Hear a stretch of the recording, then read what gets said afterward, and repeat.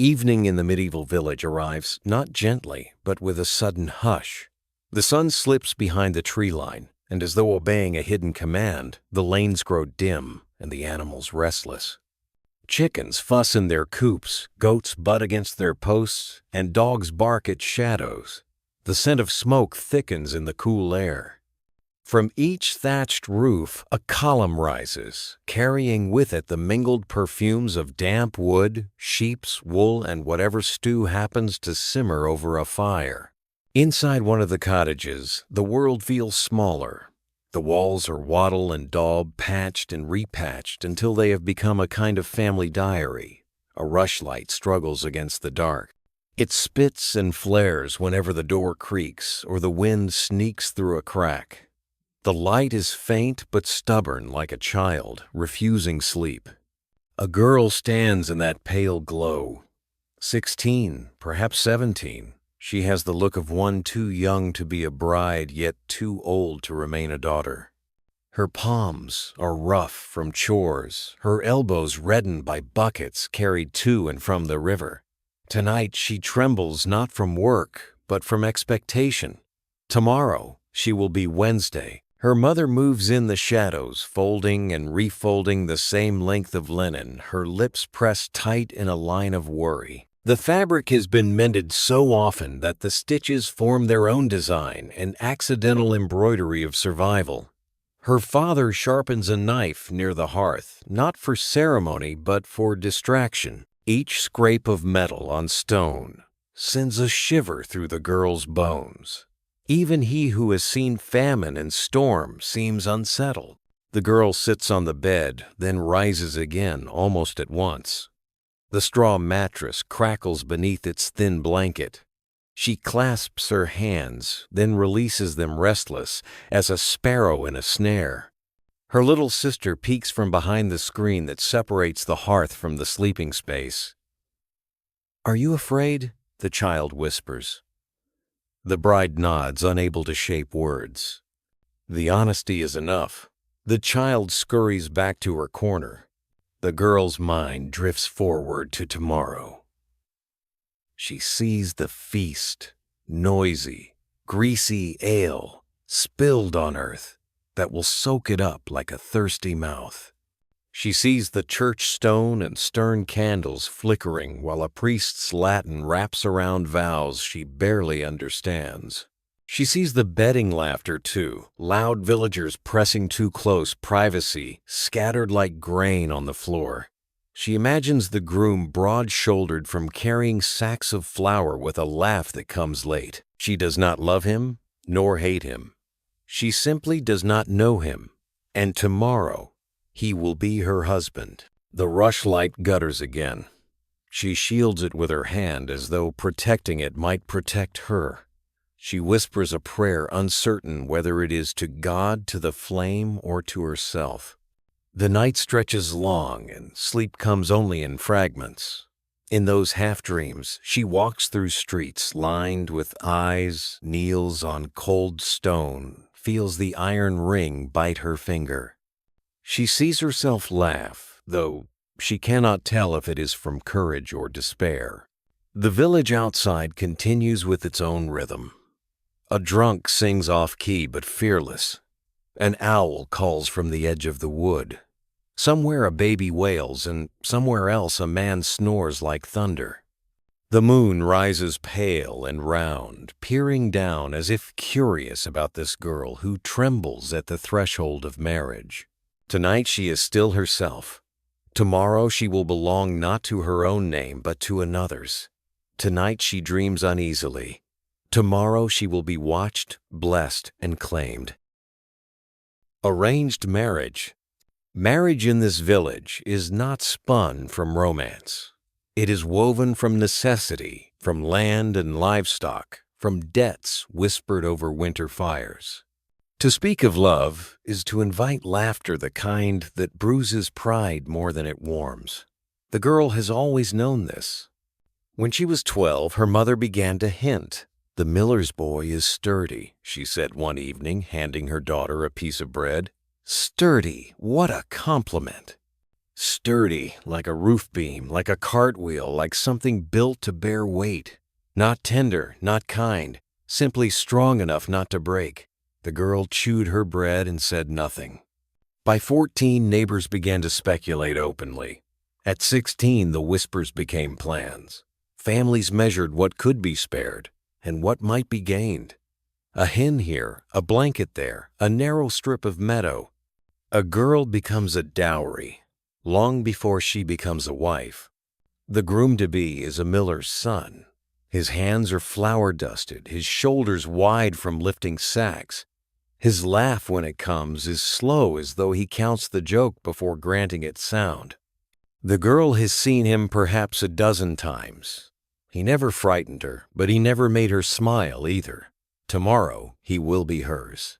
Consent is a word the priest uses often. Both must consent, he says, as though it were a charm against sin. But here, consent is a nod offered after the grain has already been measured. To refuse is to shame one's family, to court hunger, to invite gossip that lingers longer than rain. The negotiations happen around tables scarred by years of knives. Fathers bargain like traders at a fair, though their voices remain stern. Mothers sigh and fold their arms, guarding both pride and memory. The girl watches silently. Each item mentioned feels like a piece of her life traded away. The chicken she fed each morning, the blanket she once wrapped around her sister, now they are bargaining chips. The elders call the match sensible. Sensible is a word that smells of turnips left too long in the ground, useful, edible, but not delightful. A sensible marriage means survival. It means the miller's grain grinding steady through winter. It means bread on the table even if laughter is scarce. The girl dreams sometimes of choice. She imagines walking through a meadow and meeting eyes across the tall grass, choosing without permission. But she wakes to her mother's voice, to her father's sigh, to the scrape of knives and the counting of hens. Choice is not a door here. It is a crack in the wall, letting in light, but never wide enough to step through. Tomorrow she will stand beside the miller's son. She will say the words taught to her, words that belong more to the church than to her heart. The village will smile, the priest will bless, the ring will weigh heavy. And she will nod, because nodding is the only consent permitted. The dowry. The word dowry carries more weight than the girl's own name. It is spoken often in the cottage, whispered like a prayer and muttered like a curse. To marry is not only to join two lives. It is to balance accounts, to stitch together fields and hens, to secure the survival of kin. In this world, a daughter is less a child and more a bundle of promises waiting to be exchanged. The bride-to-be knows this in her bones.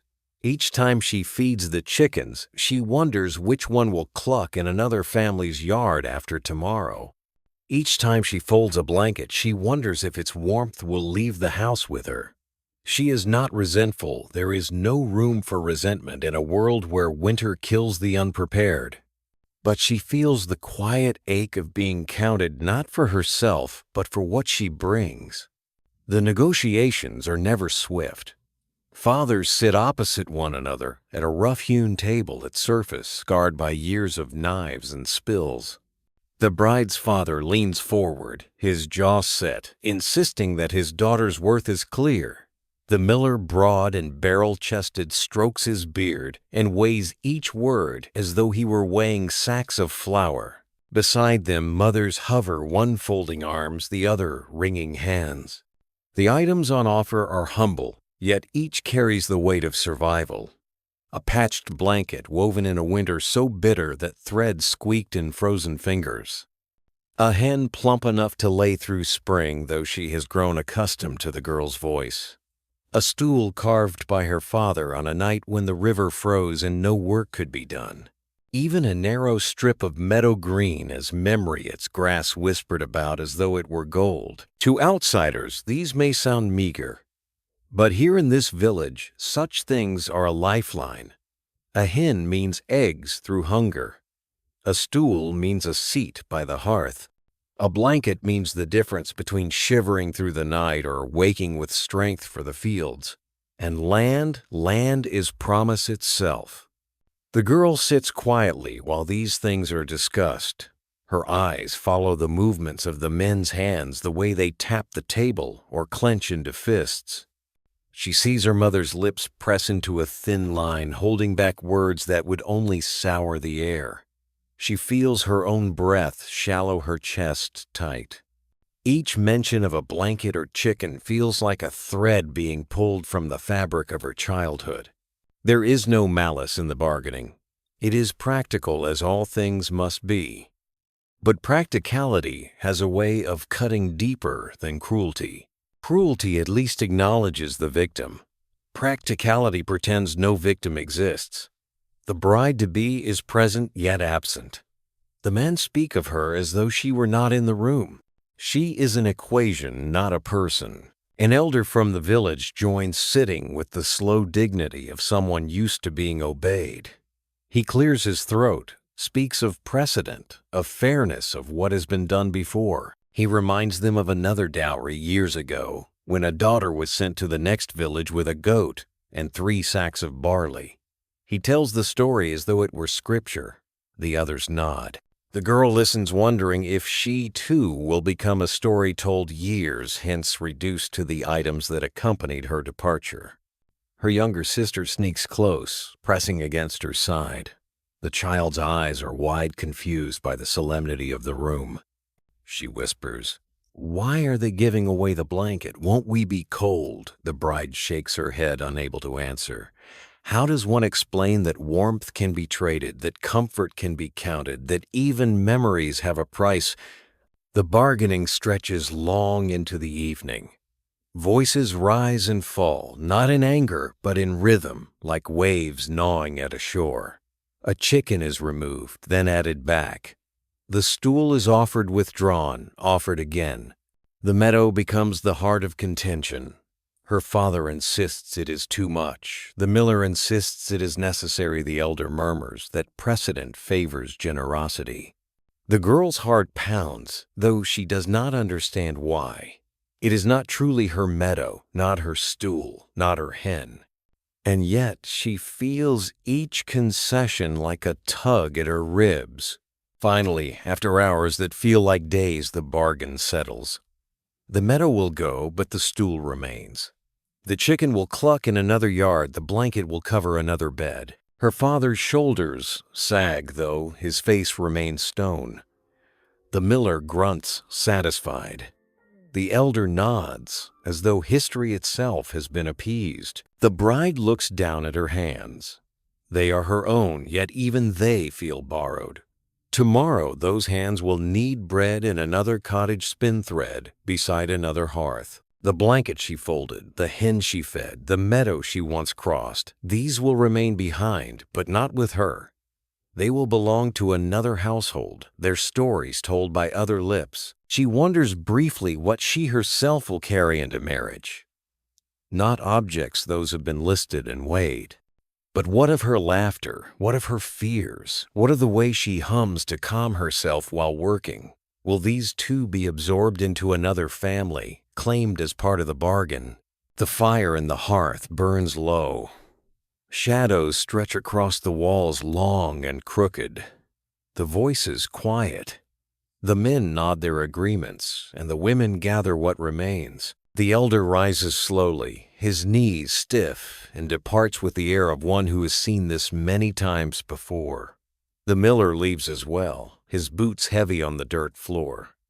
Only her parents remain weary but silent. The girl finally breathes deeply. The air tastes of smoke of iron from the whetstone of wool singed slightly at the edge of the fire.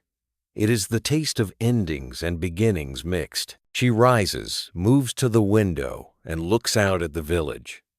Somewhere a neighbor coughs. Somewhere else a child cries. The world continues indifferent. And yet within her something shifts. She is no longer just a daughter.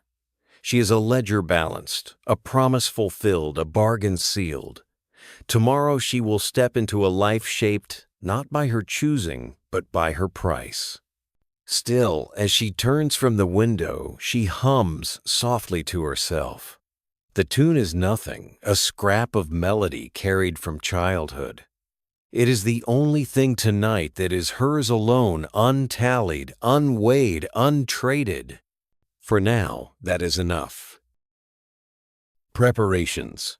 Morning creeps slowly into the village, but the cottage stirs long before the sun climbs high. On this day, everything carries weight, even the most ordinary tasks. Water drawn from the well seems colder, heavier. The bread baked in the hearth tastes flatter, though no one dares say it.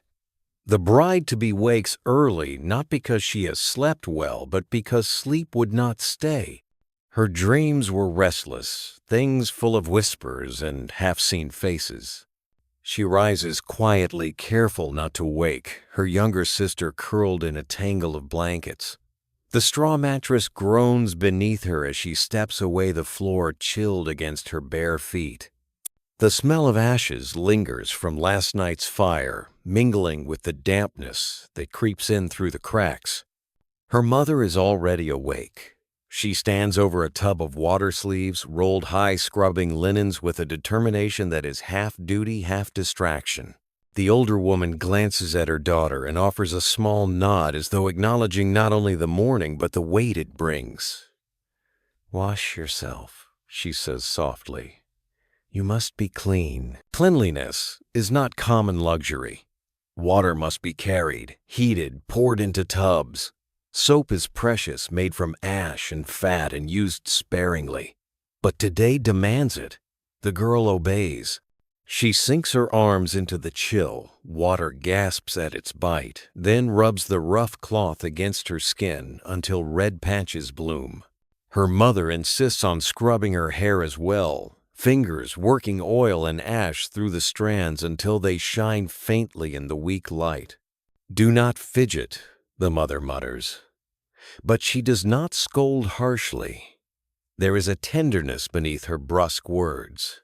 She dries her daughter's hair with a coarse cloth, then braids it tightly, weaving in small sprigs of rosemary. For remembrance, she explains, though she does not say of what. Perhaps of home, perhaps of girlhood, perhaps of this very morning.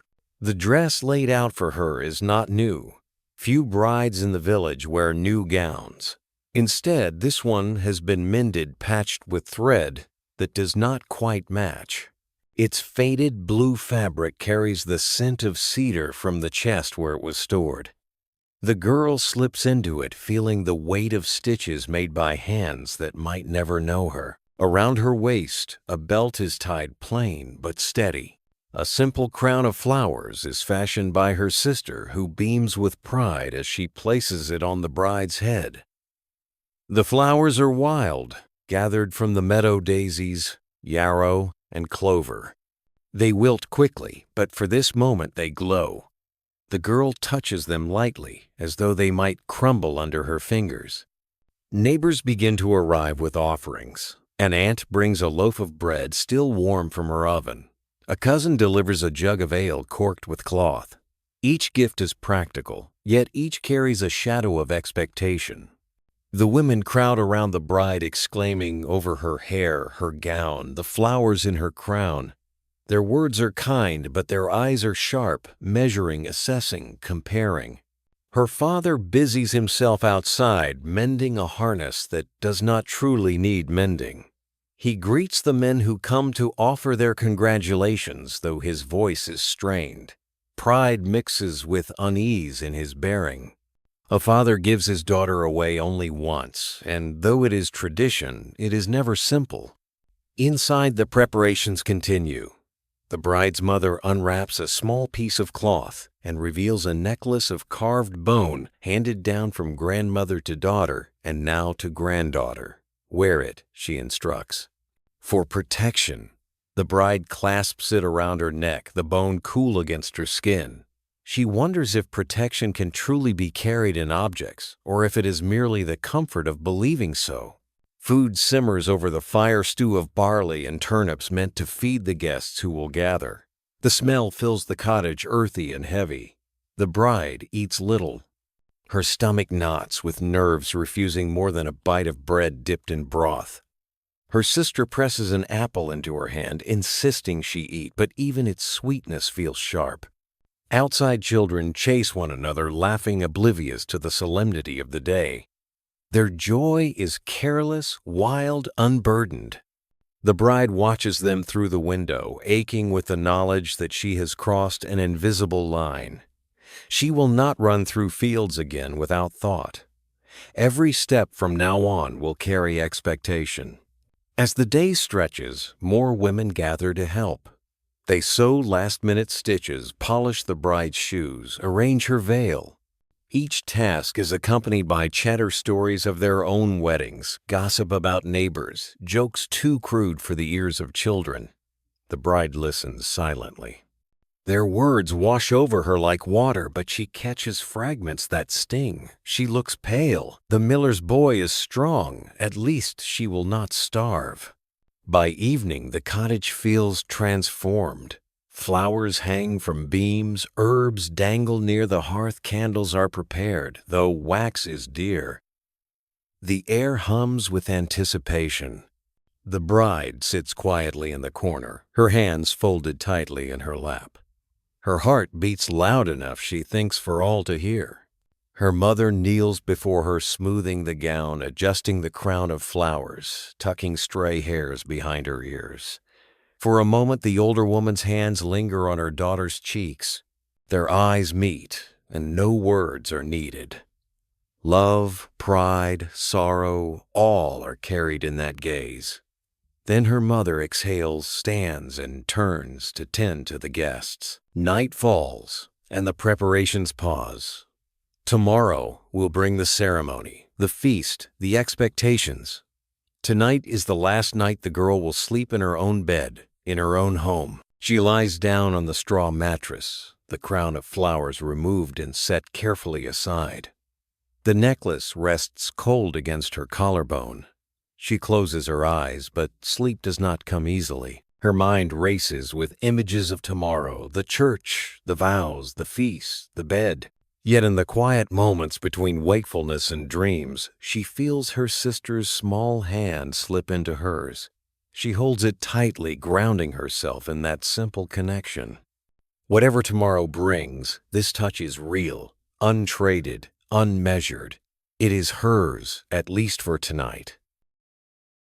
The wedding feast. The morning of the wedding dawns gray, with clouds drifting low and stubborn. Villagers glance skyward, muttering prayers that the rain will hold. Rain would spoil the bread, dampen the laughter, and sour the memory of a day meant to be remembered. But for now, the air remains dry, heavy with the smell of hearth smoke and the promise of spilled ale. The feast begins long before the vows. Preparations spill into the lane outside the church and down into the square. Long wooden tables, rough-hewn and uneven, are dragged from sheds and barns. Benches creak as men test them with their weight. Children dart beneath, chasing each other with shrieks that echo against stone walls. Women bustle with baskets, carrying loaves of dark rye, wheels of cheese wrapped in cloth and pots heavy with barley stew. The bride arrives late, veiled, her steps careful. She keeps her gaze lowered, though she feels the heat of every eye upon her. Villagers nudge one another, whispering. Some smile warmly, others smirk knowingly, their curiosity sharpened by hunger for both food and gossip. The groom walks beside her, broad-shouldered, his face set in an expression somewhere between pride and discomfort. The tables groan beneath their offerings. Bread torn by eager hands crumbles across the boards. Bowls of thin broth are past steam, rising into the cool air. Platters of roasted pork arrive, fat sizzling skins crackled. On special days such as this, even the poorest taste meat, and the smell makes mouths water long before the food is served. Ale flows freely from wooden barrels poured into mugs that clatter against one another in toasts. Voices rise. Laughter erupts at jokes told too loudly. Songs begin off-key but spirited. A fiddler saws its strings, joined by a piper whose breath seems endless. The music stumbles and lurches, yet feet tap in rhythm, and some begin to dance. Skirts swirl boots, stomp children clap. The square transforms into a storm of movement and noise. The bride sits at the head of a table, her veil slipping as she bows her head. Her stomach churns. Food tastes like ash. Yet she forces herself to nibble, knowing eyes are watching. Each gesture becomes a performance, the way she lifts bread to her lips, the way she sips ale, the way she smiles faintly at a neighbor's jest. Her every movement will be remembered, repeated, exaggerated. She is no longer only herself, she is spectacle. Villagers press close with their cheer. "A fine match," one cries, raising a mug. Strong children soon, another calls, laughter booming. Someone shouts a crude jest about wedding nights, and the crowd erupts. The bride flushes hot beneath her veil, her hands trembling in her lap. She forces a smile, though inside she feels hollow. The groom accepts the jests, with stiff laughter nodding along. He drinks deeply, mug after mug, until his cheeks redden. He slaps backs, accepts toasts, bellows greetings. He seems at ease among them, though, whether it is joy or ale that fuels him, the bride cannot tell. She watches him from the corner of her eye, wondering if tonight he will laugh in the same way, or if silence will replace it. Plates are refilled, mugs topped once more. The smell of grease and ale grows thick, clinging to clothes and hair. A dog prowls near the table, snapping up scraps thrown carelessly to the ground. Children laugh and chase it, stumbling into benches, earning sharp words from parents. Yet no one truly scolds. Today is too full of indulgence for anger to last. As the afternoon wanes, the feast grows rowdier. Songs become bawdier, words slurred. Couples steal kisses behind barrels. A man climbs onto a table mug raised high before tumbling into laughter and applause. Women roll their eyes but cannot help smiling. The bride sits still, her cheeks aching from forced composure. Her hands fold tightly in her lap, fingernails pressing crescents into her skin. She smells everything more keenly than before, the tang of ale on breath, the smoke from torches, the sourness of sweat. She hears everything more sharply, the clash of mugs, the shrieks of children, the drone of fiddles. It overwhelms her, a tide she cannot resist. She feels herself dissolve into the noise, her body present, but her mind drifting elsewhere. At times, she dares to glance upward. She sees faces she has known all her life, yet they seem strange now. Neighbors who once shared bread now leer with curiosity. Women who once comforted her mother now whisper behind hands. Men who once asked her father for tools now slap her groom on the back. She realizes that today she has crossed an invisible threshold. She is no longer merely a daughter of this village. She is property, expectation, gossip. Still, there are moments of tenderness. Her little sister brings her a flower, wilting but bright, and tucks it into her sleeve.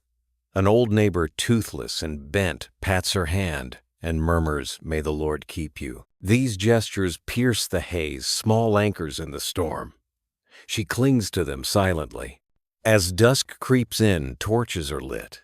Their smoke mingles with the fading daylight, painting the square in orange and shadow. The music grows louder, faster, as though to drive the sun away.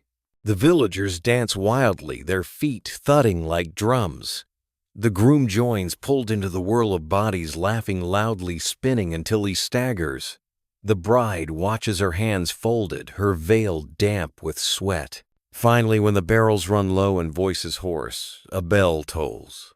The sound rolls heavy across the square. It is not a call to prayer, but to the next rite. The villagers cheer, banging mugs on tables. To the bedding they cry. The bride's stomach twists. The noise swells around her, pressing close, eager. She rises slowly, her legs unsteady. The veil slips further, and she does not fix it. Her heart hammers in her chest, but her face remains calm as though carved from stone. The feast has ended. The true test awaits. Church ceremony. The church stands at the center of the village, older than memory, older than the names carved into its pews. Its stone walls rise from the earth like cliffs gray and unyielding. Moss clings to cracks, and ivy winds upward, but the weight of the building remains. It is the one place where even laughter softens, swallowed by stone. Today, though, the air outside hums with excitement.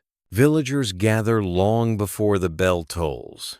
They crowd the path leading to the wooden doors, whispering, shifting from foot to foot, craning for the first sight of the bride.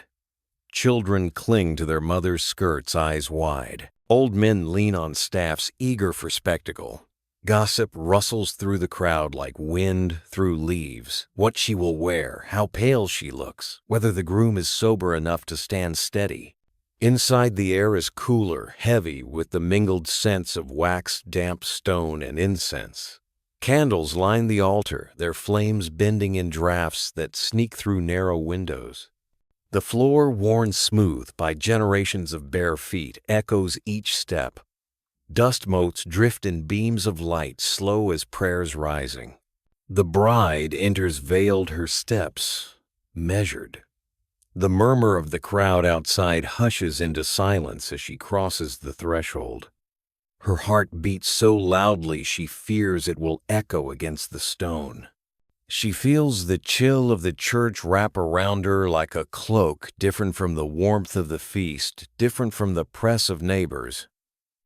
Here she is, small beneath arches that stretch heavenward. The groom waits near the altar, shifting his weight.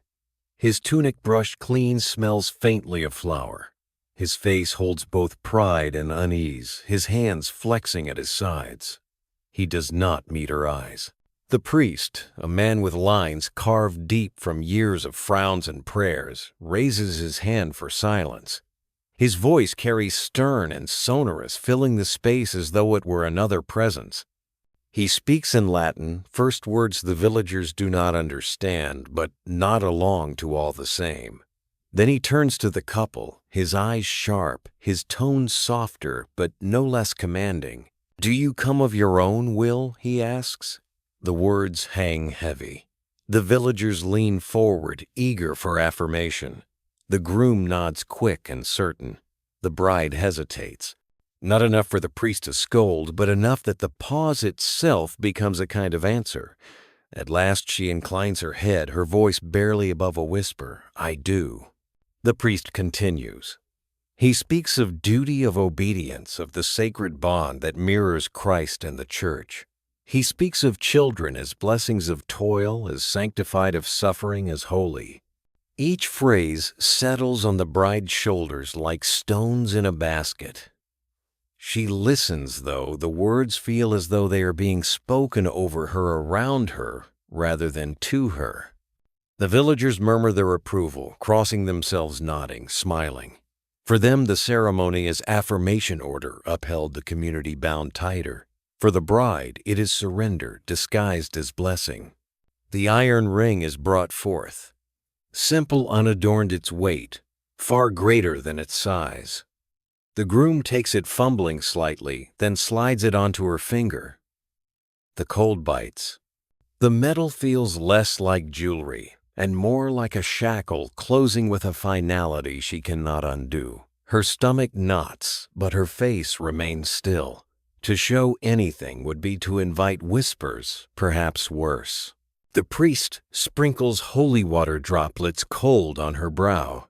He clasps their hands together, pressing them tightly until her knuckles ache. He declares them husband and wife. The villagers erupt into cheer, their voices echoing against the vaulted ceiling, startling doves that had perched unseen. The bride flinches at the sudden noise, then steadies herself, breathing slowly. A hymn rises, uneven but fervent. Voices crack, children sing off-key, yet the sound fills the church, swelling against the stone. The bride sings nothing. Her lips move, but no sound escapes. Her throat feels tight, her chest heavy.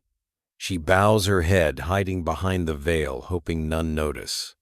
When the hymn ends, the villagers surge forward to offer blessings. Some clasp her hands, their palms rough, their smiles broad. Others whisper jokes not meant for holy walls, making her flush. Children tug at her gown, staring wide-eyed as though she has become a creature of legend. The groom accepts backslaps and hearty congratulations, his laughter echoing. The bride feels herself blur. Her body moves nodding, smiling, faintly clasping hands, but her mind drifts. She hears voices, as though from far away, muffled beneath water.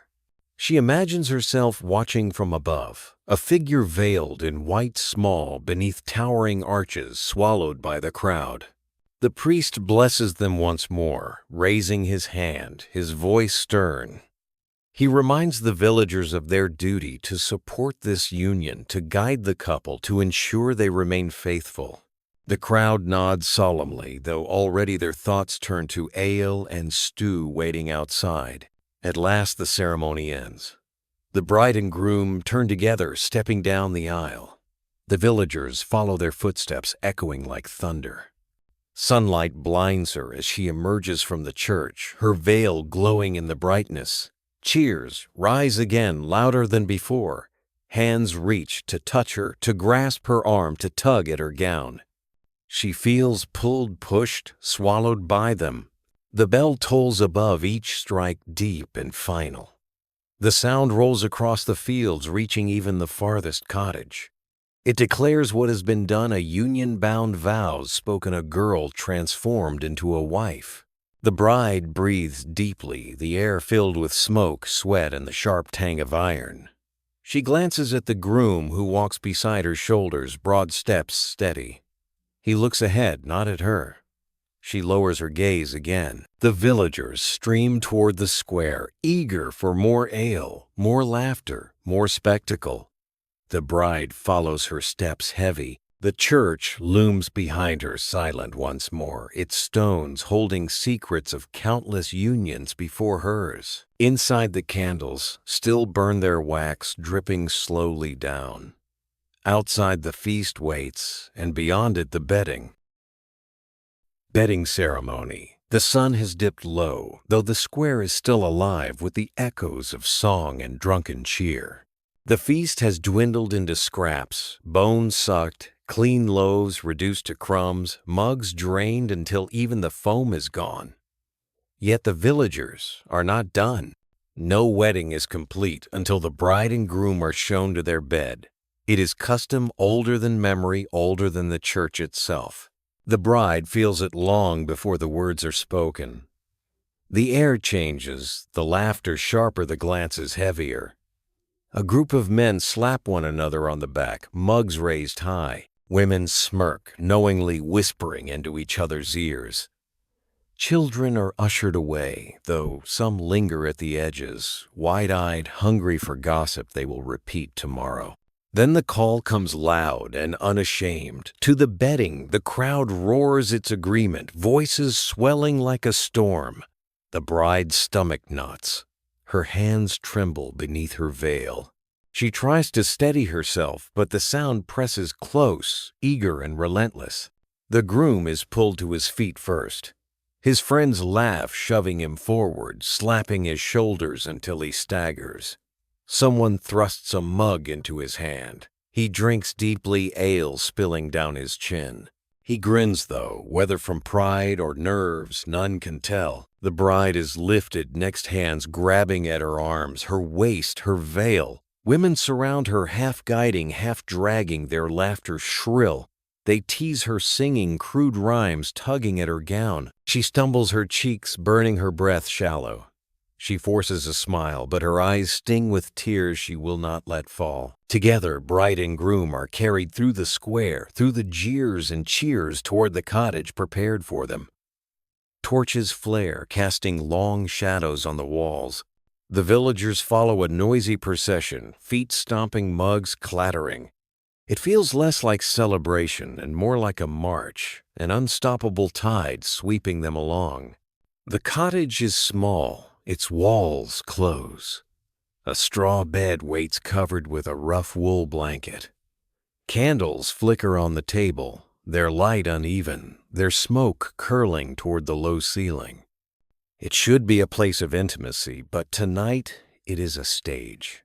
The villagers pour in, crowding every corner, pressing shoulder to shoulder, their breath thick in the air. The bride stands in the center, her hands twisting in front of her. The groom beside her, cheeks flushed, shifts awkwardly. Laughter rings out loud, insistent. The priest himself does not attend. This is not a holy ritual. This is the village's ritual, earthy and unashamed. The women begin first. They tug at the bride's gown, loosening laces, pulling fabric away. Off with it, they shout, their voices gleeful. The bride flushes crimson, her heart hammering. She clutches at the fabric, but resistance only fuels their laughter. Piece by piece, her clothing is stripped away until she stands in her shift, thin linen clinging to her skin. Her veil is removed, her hair loosened, flowers tumbling to the floor. The room erupts in cheer. The men treat the groom no differently. They wrestle with his tunic, yanking it over his head, laughing as he stumbles. They pull at his boots, slap his bare back, jeering loudly. He laughs along, though uneasily, his face caught between bravado and shame.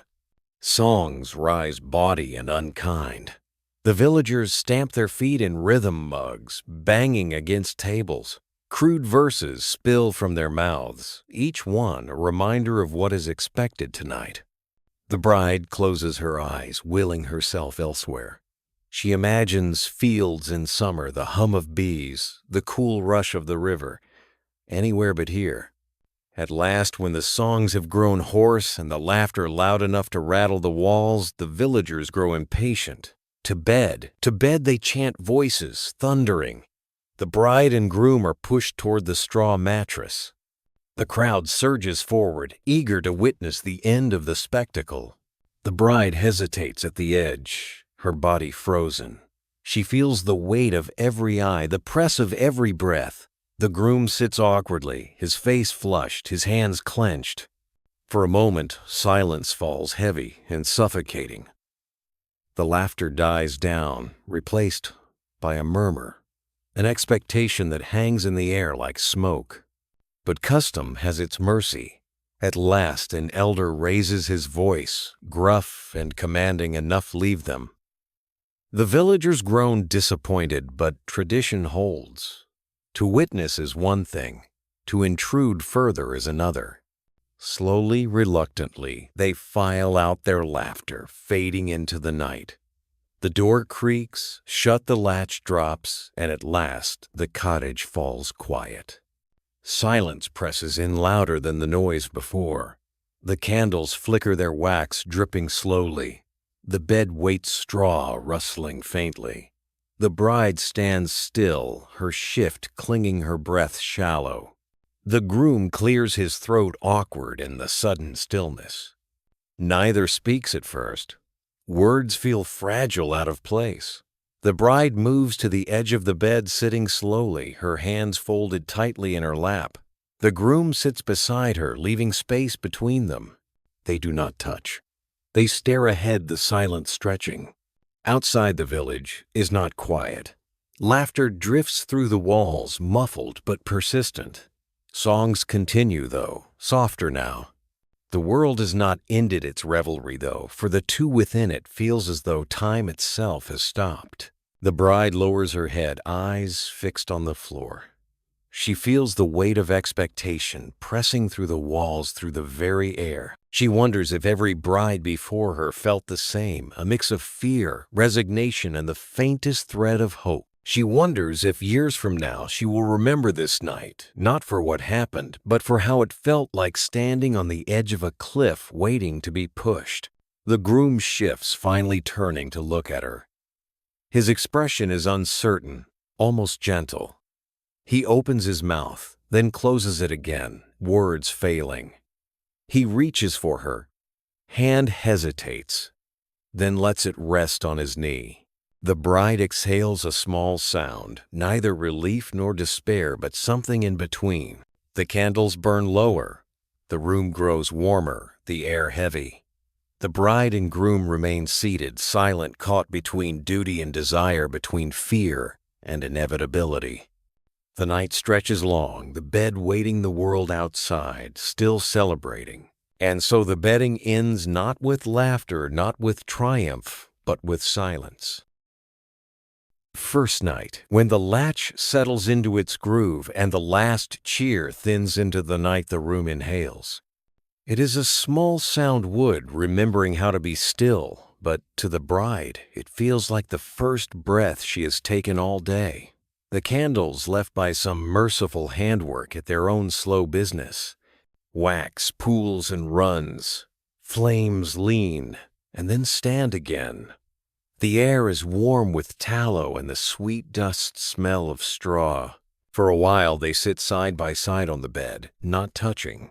The groom's hands rest on his knees, large and awkward, as though they belong to a different man. He clears his throat as if to speak, then lets the sound dissolve. The bride's fingers knot in the hem of her shift. When she lifts her eyes, she can see the outline of his jaw in the candlelight, the place where flour once whitened the skin near his ear.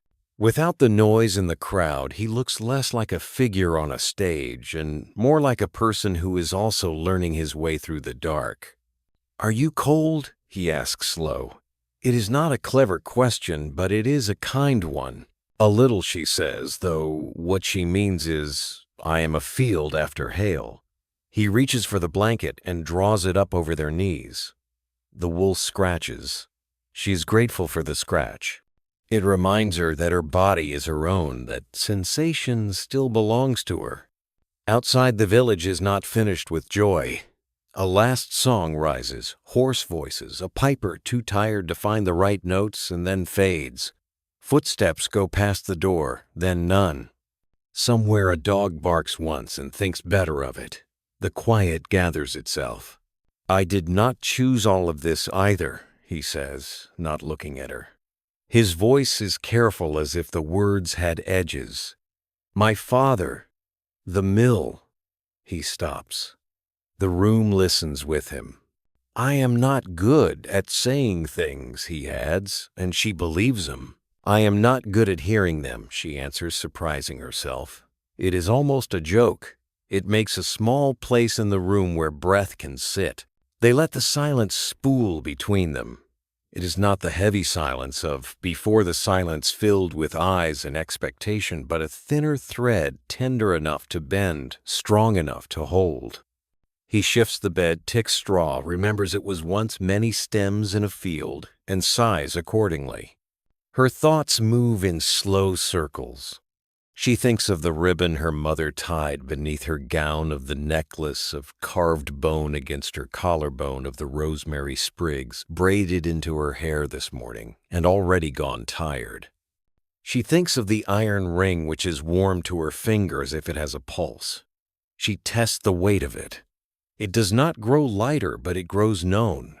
He has taken off his boots. His feet are bare and pink at the toes, oddly vulnerable. She notices a scar across the top of one hand, a thin white ladder. "The millstone," he says when he catches her looking, and gives an embarrassed smile as if apologizing for the work that feeds them both. She nods. There is nothing to forgive. "Did you eat?" he asks after a time. She thinks of the feast grease shining on platters, ale slopping over cups, faces too close, and the taste of nothing. "A little," she says. He gets up without speaking and finds the small loaf left on the table, the heel of cheese wrapped in cloth, a cup of water that has gone room warm. He sets them between them on the bed, and they eat like travelers on a road at dusk, small bites careful. The bread tastes like bread this time. The cheese is a comfort. The water is a kindness to the throat. When they have finished, he places the crumbs back on the plate and wedges it on the stool by the bed. He sits again, where he was not taking more space than before, not less. They are still two people who have been pulled to the same point on a map. The map has not yet decided whether that point is a harbor or a crossroads. "Do you pray?" he asks. "Sometimes," she says. "When I am afraid. When I am not, I forget." He nods, relieved. Maybe that God can be something other than a rule. He folds his hands and does not know where to put them, folds them again. "You can," he says. "If you want." She tries. Not the priest's long words, she cannot hold those tonight, but the narrow ones that fit in the palm keep me steady. Soften what can be softened. Let morning come. The candles listen like good company. When she opens her eyes again, he is watching the flame. She studies the slope of his shoulders, the way breath moves the linen of his shirt. He is broad, yes, but not a wall. More like a stout door someone forgot to paint honest and a little rough. She wonders if he thinks in measurements and sacks and weights and the turning of stones. She wonders what gentleness looks like when it is learned to carry sacks first. "I won't," he starts and then stops, cheeks coloring. "If you're frightened," the words are too simple for their burden, and he knows it. He rubs his thumb against his palm as if searching for the rest of the sentence. "I can wait," he says finally, "for you to be less." He means less afraid. She hears the missing word and sets it between them like a candle that does not burn but still gives light. The relief does not arrive like a wave. It arrives like a door being opened to a room with a chair in it. She sits down in that room inwardly. Her spine slackens a little. She nods. Once and once is enough. They talk then not about the future too large, nor about the day too loud, but about the middle-sized things a night can hold. He tells her the river will run high if the rain keeps on, that the wheel at the mill groans when the axle is tired, that flour clings to skin in summer like a second shirt. She tells him that the hens know her footsteps, that the old goat will chew the rope, but only when no one is watching, that rosemary is good for remembering. It is not courtship, not exactly, but it is the opposite of spectacle. The room chooses them over the crowd. Minutes and then more minutes add themselves like small coins to a jar. The candles lean and give advice in smoke. The straw shifts to accommodate two histories that have never lain so close. When her hand strays from her lap and rests on the blanket, his slides a little nearer. Not to close over it, not to claim, but to be available in case the space between can bear a bridge. She looks at their hands with something like curiosity. How strange bodies are, how they learn the grammar of a new nearness without a teacher. She thinks of the women at the feast, their jokes bright as tin, their laughter sharp enough to cut. She thinks of her mother's fingers in her hair weaving rosemary. She thinks of her sister's small hand finding hers last night and breathes in a way that feels like water finding a level. "Do you want the candle out?" he asks, and does not move until she answers. "Not yet," she says. The truth is, she wants to see the room that will remember this night when the two of them cannot. She wants the proof of edges, table stool, blanket door to stay a little while longer. When darkness comes, it should come by agreement. They shift again a little closer this time. The world does not notice, which is a mercy. No drum sounds, no neighbors cheer. It is only the sound of linen against linen straw consenting to a new shape. Her head finds the slope of his shoulder, surprised at how easily it rests there. He does not move as if braced. He moves as if something delicate perches and must not be startled. "I will be foolish sometimes," he says into the top of her hair. "I don't always know how to be." He searches for a word and cannot find it. Gentle, she thinks, and supplies it only to herself. "But I can carry," he adds, as if offering a skill on a market day. "I can mend," she says, almost smiling. Badly at first. She feels him smile against her hair. It is not a promise, not yet, but it is the kind of exchange that builds one. When darkness finally does come, it arrives in steps, the first candle guttering and insisting upon its own little dying, then the second. He snuffs them with clumsy care as though extinguishing light were both a duty and a pity. The last candle he leaves a while longer, so the room will not be startled by the loss. In that half-dusk, edges soften. The iron ring is only warmth now. Their breathing discovers a rhythm not entirely shared, but companionable. What happens next is not for the village. It is not even for memory in its full edges. It is the quiet practice of two people teaching their hands a dialect, stopping and starting, laughing once softly at an elbow, at a knee, at the impossibility of understanding a map by lantern light, and deciding instead to trace one path, then the next. When they do move apart, it is not far.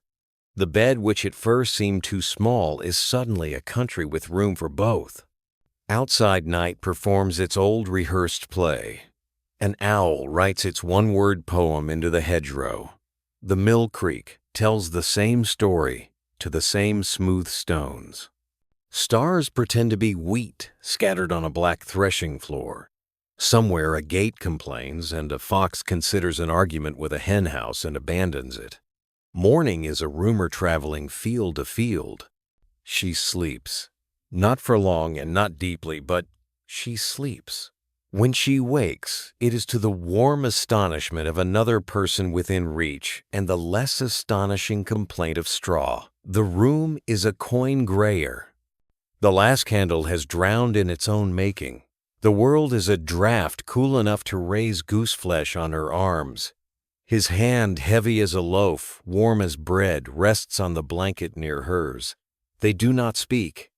They do not need to think of words before they are awake enough to hold them. She turns on her side and looks at him. Without ale and laughter, he is younger than the day allowed.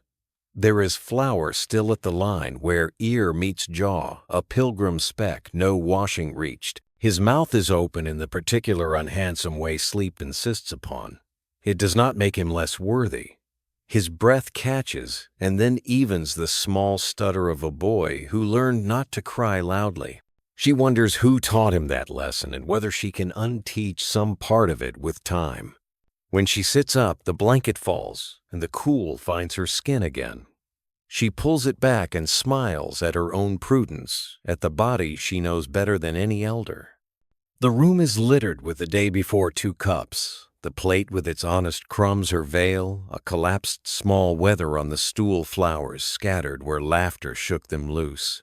She picks up one crushed petal and presses it between finger and thumb. It releases a surprise of scent meadow and sun and knees stained green. She keeps the petal until it dries and then keeps it longer. She does not yet think about the next 1,000 mornings. She thinks about water and heat and bread and what to say to her mother and whether the hens will know her footsteps in a different yard. She thinks very quietly and with relief that feels like sorrow's gentle cousin that tonight, this first night, did not break her. It did not make everything right either. But it opened a door in a house she thought had only walls. He wakes with a short start and blinks at her, and the first thing he does is look embarrassed, as though sleep were a mistake. Morning, he asks as if it needed her permission. Almost, she says. Listen. The village has not yet cleared its throat. The hour is a held breath. Even the creek seems to soften its talk out of courtesy. I can fetch water, he says, before he gestures toward the day, which waits beyond the door with its ledger and its chores, and its ways of saying, we saw, if you like. I would, she says, and then, because new languages require practice, adds, thank you. He dresses not hurriedly and not with the clatter of someone trying to be useful noisily. Boots belt the tunic that smells faintly of yesterday's smoke and flour. At the door he hesitates, looks back as if to confirm that the room will keep her while he is gone. She nods. He nods. The latch lifts and cold air folds in around the warmth he leaves. She stands and smooths the blanket not to tidy for others, but to make a place neat for herself. She sets the cups on the table, straightens the veil out of mercy to its crushed dignity, gathers the petals, yes, all of them, and makes from them a small, silly wreath that will be dry by noon and then crumble and become a pocketful of memory. She touches the iron ring and the carved bone at her throat, and the place where rosemary had once been braided. She's not devout and not faithless. She is a person in a room, making the room hers. When he comes back, the water slops warm from his hands. He sets it down and looks pleased in the way of someone who has completed a task that will never be sung about and still matters. It's colder by the well, he reports, as though the news required a witness. She laughs a small, sleep-laced sound. They face the basin and the day together. The first rush of cold is a shock. The second is simply the world doing what it does. She shivers and grins, he grins back, and their reflections blur in the water and reform two faces side by side. The village will wake, bread will rise. The church will be the same stone as yesterday. The mill will turn, people will talk. But the first night has done its work. It has traded spectacle for privacy, noise for a grammar of hands, fear for a chair in a room with a door that opens. Morning will ask them for many things, and they will give some and keep some and learn which is which. For now they share the last agreeable quiet the night allows, and then they open the door. The world, patient in the way stones are patient, receives them. Superstition and faith. The morning after the wedding, the village stirs early. Roosters, crow dogs stretch in the lanes, and women carry pails to the well. Yet in the hush before work begins, the bride feels the weight of eyes. Every movement, her step to the doorway, the way she smooths her gown seems watched. A wife. Now she is both familiar and altered, a puzzle villagers cannot stop examining.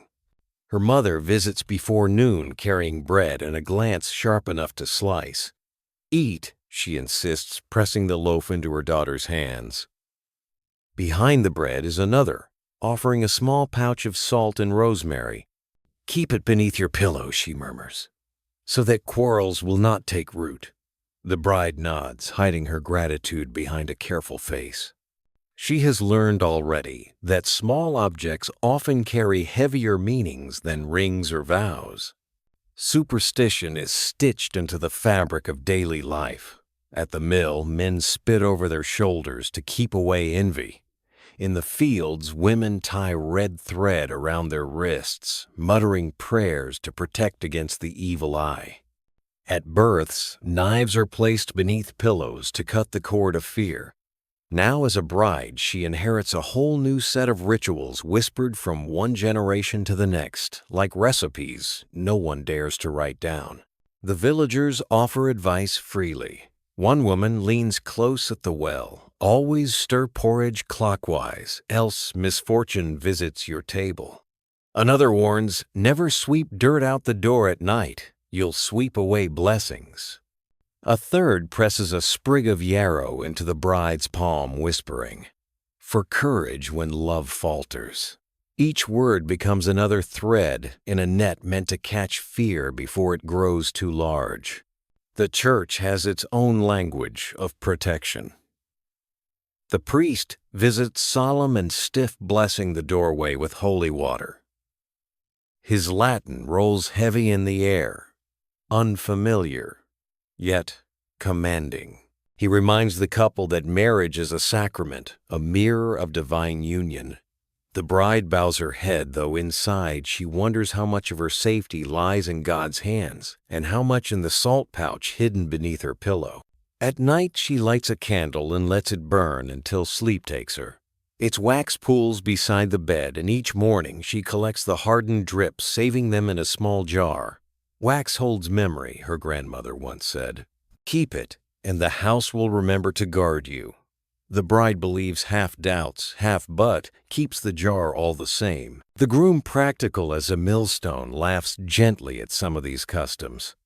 Does thread truly keep envy away? He asks, looping red yarn around his wrist because she asked him to. His laugh carries no mockery, only a tired kind of fondness. He believes in work and the grind of stone in the sacks that fill slowly but surely. She believes in rosemary and salt, in the way whispers can turn fear into something manageable. Between them lies a balance stone and herb weight and fragrance, labor and faith. Seasons shift. Leaves curl and fall. The mill wheel groans against ice lambs stumble into spring. The bride learns to move in her new world, to grind flour until her arms ache to mend clothes with stitches that hold to smile politely. When neighbors remark on her pallor, her blush, her gait, she learns, too, the rituals of keeping safe. A horseshoe above the door, a broom placed bristles up water sprinkled at thresholds. She whispers short prayers, not long ones, for long prayers take more faith than she always has to give. There are nights when the old fear creeps back sharp and uninvited, when she hears laughter outside the window and thinks of the bedding of eyes pressed too close. On those nights she lays her palm against the salt pouch or hums the tune her mother once sang while braiding rosemary into her hair. The tune is nothing yet, it carries her through. Faith, too, grows in unexpected corners. She finds herself lighting candles in the church not only for duty but for comfort. She kneels, breathes in the scent of stone and smoke, and lets silence hold her. Sometimes she prays for strength, sometimes only for stillness. She does not always feel heard, but she always feels less alone. Her husband does not speak of faith often, but she notices the way he touches the church door before entering, the way he bows his head in passing when bells toll. He carries belief the way he carries sacks of grain, without flourish but steadily. She begins to see that faith is not only in candles or prayers, but in the quiet persistence of hands that do their work without complaint. The villagers continue their part. They gossip, of course, they always will, but they also bring herbs when illness circles share broth, when hunger threatens sing hymns together, when storms rattle the shutters. Community itself is a superstition, the belief that if all stay close, no harm can enter. The bride begins to believe this most of all. One night, as autumn deepens, she dreams of her sister pressing a flower into her sleeve. She wakes and finds the dried petal still tucked between the pages of her psalter. She smiles, pressing it to her lips. Faith, superstition, memory, they braid together like strands of hair. Alone, each is fragile. Together, they are a rope she can climb. The morning that follows feels different, though the village itself is unchanged. The roosters crow as always. The mill wheel turns, the dogs bark at shadows.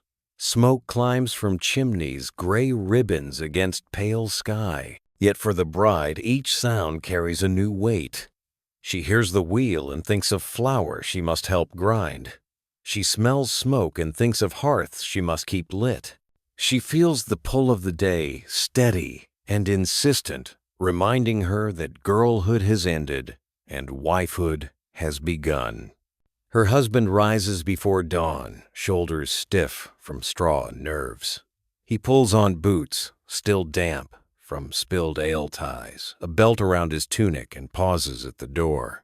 For a moment, he seems almost uncertain, as though the outside world is too large for what has just begun inside. But then he looks back, gives a small nod as if to say, "We will manage," and steps into the lane. She lingers, fingers brushing the iron ring on her hand. It is still heavy, though it warms quickly with her touch. The necklace of carved bone rests against her collarbone. The salt pouch hides beneath her pillow. The jar of wax stands ready on the table. These are her guardians now, tokens of love, memory, and superstition, all stitched into one. The day stretches on, filled with ordinary tasks that feel extraordinary simply because they are new. She sweeps the floor, feeds the hens, stirs stew in the pot. None of this is unfamiliar, yet each action is threaded with new expectation. She is watched differently now. She is measured differently now. And yet within the ordinary she finds a thread of calm. To sweep, to feed, to stir, these are things no vow can change. Neighbors come by with greetings. An old woman pats her hand and mutters, strong sons, as though speaking it will make it so. A boy delivers a basket of apples, stolen, perhaps his grin too wide to deny. A cousin lingers in the doorway, teasing her gently about the feast, about the songs, about the veil slipping at the wrong moment. She blushes but smiles too. Gossip has teeth, but it also has warmth. At dusk, her husband returns. His hands smell of flour and stone, his tunic dusted pale. He sets down a sack and exhales heavily, but his eyes are softer than in the morning. They share bread together, plain and satisfying. They speak little, but silence has become less sharp. It no longer cuts. It cushions. Days slip into weeks, weeks into seasons. The village continues its rhythm, births, harvests, storms, deaths. The bride becomes wife, and in time, perhaps mother. The fear of the bedding fades into story, retold in whispers by younger girls, exaggerated by neighbors, softened by memory. What remains for her is not the noise of that night, but the quiet afterward, the candle, the bread, the first hesitant words. Faith and superstition follow her. She lights candles when storms break, ties thread around her wrist when envy threatens kneels, in church when sorrow grows heavy. Some days she believes, some days she doubts, but every day she tries. Her husband's steady labor becomes its own form of prayer, each sack lifted an offering, each loaf ground a hymn. Together they carve out a life not chosen, but carried, not perfect, but theirs. And so, the story turns ordinary again, as all stories must. Extraordinary, only because it belongs to someone. Because behind each iron ring, each patch of meadow, each loaf of bread, there is a girl who trembled, who nodded, who stepped forward anyway. If you've listened this far, perhaps you felt some of that trembling too. History is not only kings and battles, it is also the quiet courage of those whose names we do not remember. It is the girl at the hearth, the man at the mill, the laughter of neighbors, the weight of rings. Thank you for staying with this story until its end. If it has brought you calm, or if it has carried you gently into rest, that is its true purpose. Should you wish to hear more tales like this, whispers of history softened for the night, consider staying with us again. There are many more stories waiting hidden in the folds of time. Until then, may your sleep be peaceful, your dreams steady, and your mornings kind. Good night.